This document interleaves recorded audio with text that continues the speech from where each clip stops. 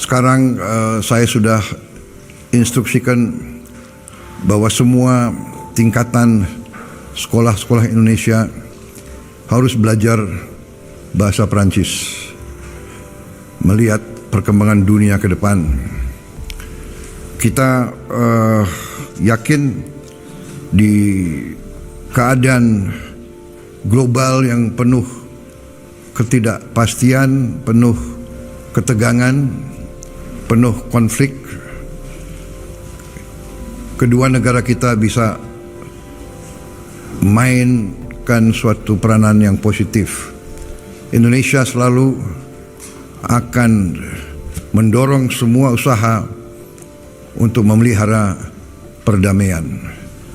Di dunia sekarang, di mana bumi sudah semakin kecil, saya sependapat Yang Mulia, hubungan Indonesia dan Perancis berada di tingkat menurut saya yang terbaik selama ini. Kami terima kasih dan kami hormat dengan kepemimpinan Yang Mulia Presiden Macron.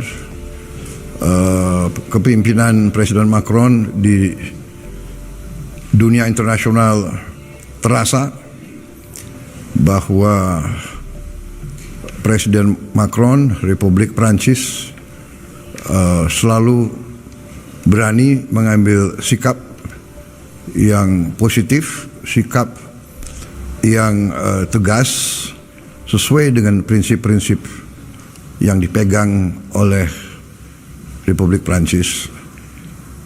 Dalam beberapa hal, Indonesia dan Perancis memiliki sikap yang sama, dan saat ini hubungan bilateral kita sangat baik. Ini tidak lain adalah karena dukungan langsung dari Presiden Macron.